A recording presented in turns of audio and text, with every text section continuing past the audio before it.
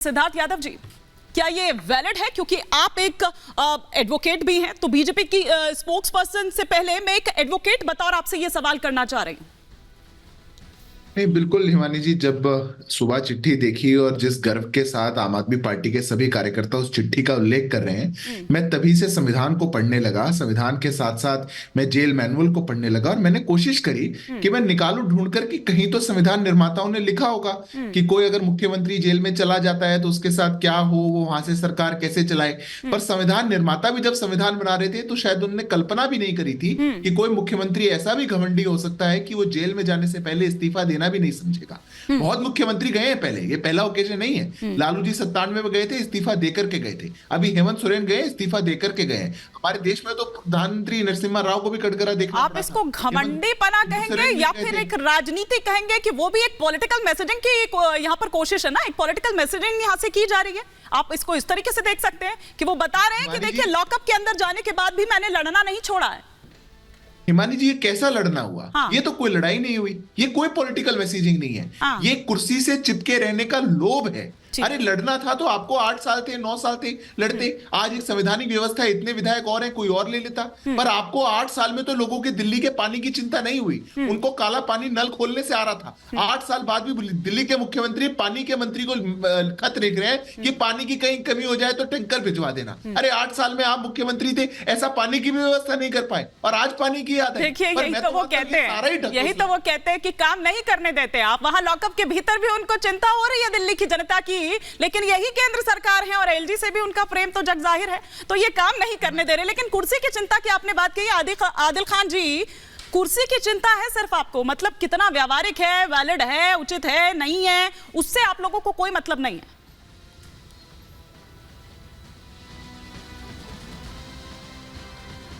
देखिए, अब अरविंद केजरीवाल जी को भारतीय जनता पार्टी के प्रवक्ताओं ने और नरेंद्र मोदी जी ने तो मुख्यमंत्री बनाया नहीं है। अरविंद केजरीवाल जी को दिल्ली के 2 करोड़ लोगों ने प्रचंड बहुमत देकर 3 बार मुख्यमंत्री चुना है।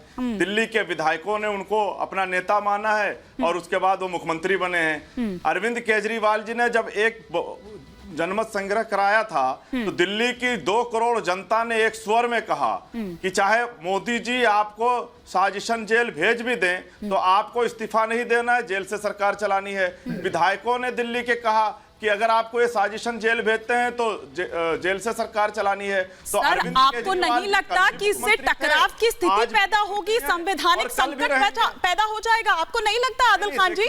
मोदी जी तो हमेशा टकराव की, देखिए नरेंद्र मोदी जी तो जब से आम आदमी पार्टी वजूद में आई है तब से उसको टकराव की स्थिति में रखे हुए हैं और इसी टकराव से निकल करके 3 बार प्रचंड बहुमत से सरकार भी बनी है और आज दिल्ली और पूरे देश में और पूरी दुनिया में आम आदमी पार्टी का डंका भी बज रहा है। पर दिक्कत क्या है आप समझिए, भारतीय जनता पार्टी बैकफुट पर क्यों है? जिस तथाकथित शराब घोटाले का जिक्र पिछले 2.5 सालों से चल रहा है और जिसमें बार बार भारतीय जनता पार्टी के नेता, प्रवक्ता और इनके बड़े बड़े लोग साउथ लॉबी की बात कर रहे हैं, आज उसकी भारतीय जनता पार्टी की पोल खुल गई। साउथ लॉबी के एक शरद चंद्र रेड्डी हैं जो क्या कहते हैं अरविंदो फार्मा कंपनी के मालिक हैं। उनको दिल्ली के अंदर 4 या 5 जगहों पर कुछ जोन उनको मिला था, उनको बुला के ईडी पूछताछ करती है। किस 9 तारीख को 9 नवंबर को पूछताछ करती है।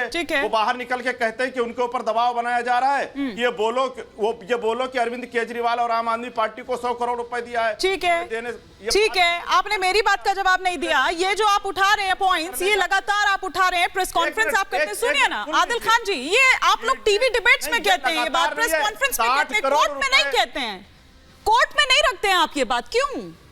अरे 60 करोड़ रुपए रिश्वत लेकर के अरविंद केजरीवाल जी के खिलाफ बयान दिला करके उनको जेल भेज दिया, तो इस्तीफा किसको देना चाहिए? मोदी जी को। तो ये कोर्ट में रखा आपने, जो दलीलें आप यहाँ दे रहे हैं, जो बात आप प्रेस कॉन्फ्रेंस कर कह रहे हैं आदिल खान जी, ये बात कोर्ट में क्यों नहीं रखी? ये बात कोर्ट में क्यों नहीं रखी? 3 वकील आपके दलील दे रहे थे। 60 करोड़ रुपए, अरे हम कोर्ट में भी रखेंगे। कब? हम कोर्ट में भी रखेंगे।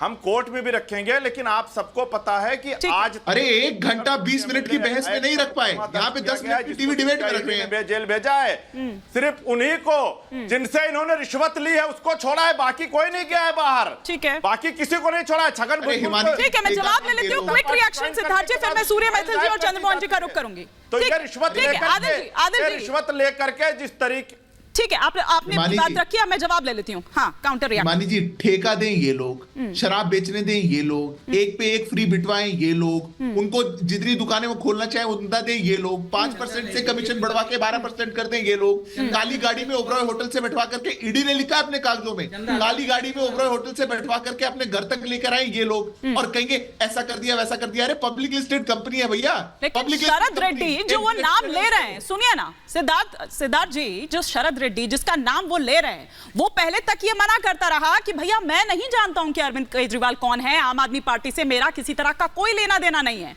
कुछ ही दिन क्या, बल्कि अगले ही दिन उन गिरफ्तारी हो जाती है। कई टाइम तक वो जो बेल प्ली है वो रिजेक्ट होती रहती है, लेकिन जैसे ही एक्सेप्ट करते हैं, जैसे ही वो सरकारी गवाह बनने की बात आती है, तो फिर सारी चीजें एकदम से सही होने लगती है। इलेक्टोरल बॉन्ड खरीदने की भी वो टाइमिंग जो है वो उसी टाइम पर आती है, और फिर उसको आप लोग भुनाते हैं, ये आप पर आरोप है। हिमानी जी बस 25 सेकंड दीजिएगा। देखिए हमारे कारागार में जवाब दे दूं। आ रही हूं आदिल जी। जेल में जाने के बाद पहले जेल में जाने से पहले हर कोई मना करता है मैंने चोरी नहीं करी। केजरीवाल जी भी कर रहे हैं। कुछ दिन रहने दीजिए अंदर, देखिए मानेंगे एक दिन कि हाँ मैंने भी करी। अरे पैसा क्यों लिया? 60 करोड़ रिश्वत लेके उसको क्यों छोड़ा, ये बताओ। और जिस शरद रेड्डी की ये बात कर रहे हैं, 60 करोड़ रुपए रिश्वत को भी क्यों लिया, ये बताओ। कंपनी ने, कोई पब्लिक लिस्टेड कंपनी है वानी जी, आप और मैं भी उसके शेयर्स ले सकते हैं। वो एडवर्टाइजमेंट आपके चैनल को भी दे सकते हैं। रिश्वत ले रखी है उसने। ये और दूसरी बात, अप्रूवर बनाने की जो बात है, हाई कोर्ट ने उनको अप्रूवर बनाया। अगर अब ये हाई कोर्ट में प्रश्न उठा रहे हैं क्या? ठीक है आदिल जी और सिद्धार्थ जी, आप दोनों को रोक रही हूं, लेकिन सूर्य मैथिल जी, जैसा कि मैंने कहा कि क्या एंटरटेनमेंट मिलता रहेगा दिल्ली की जनता को, क्योंकि क्या ये वाकई में वैलिड है? जिस तरह से सीएम ऑफिस की एकदम वो स्टैम्प्ड, एकदम वो टाइप्ड लेटर ऐसे ही नहीं आ सकता है, और ईडी की कस्टडी में क्या ऐसा संभव भी है कि आपको ये सारी सुविधा मिल सके वहां पर? धन्यवाद हिमानी जी। पहले तो आपको, पूरे देश को भारत माता की जय, वंदे मातरम। और मैं अभी अरविंद केजरीवाल जी ने ना जल बोर्ड के ऊपर एक लेटर लिखा है ना, तो अभी ये कह रहे थे कि हाँ हमें तो दिल्ली की जनता के दर्द को याद है और अरविंद केजरीवाल इसी तरह काम करते रहेंगे। तो मैं कुछ डेटा है एक अरविंद केजरीवाल जी के लिए और इनके आम आदमी पार्टी के प्रवक्ता के लिए, कि जिस समय सत्ता में आए थे उस समय दिल्ली के अंदर मात्र 900 जगहों पर टैंकर जाते थे, लेकिन आज की स्थिति यह है कि वहां पर 3,500 जगहों पर टैंकरों की आपूर्ति हो रही है। दूसरी चीज, पानी की गुणवत्ता पे मैं आ जाता हूं। अभी सिद्धार्थ जी ने बोला, बिल्कुल सही बोला, कि काला पानी आता है कि 1 अप्रैल से 31 अक्टूबर 2021 में 1109 सैंपल्स लिए गए दिल्ली जल बोर्ड के पानी की गुणवत्ता जांचने के लिए, जिसमें से मात्र 400 सैंपल पास हुए और 700 से ज्यादा सैंपल फेल हुए। ये अरविंद केजरीवाल जी 9 साल में करके दिखाए, और आज जेल में जाने के बाद ये जो डुगडुगी और नौटंकी वो कर रहे हैं, उनको आज याद आया कि दिल्ली के अंदर पानी की कमी है, टैंकरों की कमी है। क्या सेंटिमेंट क्रिएट कर रहे हैं क्या? बिल्कुल।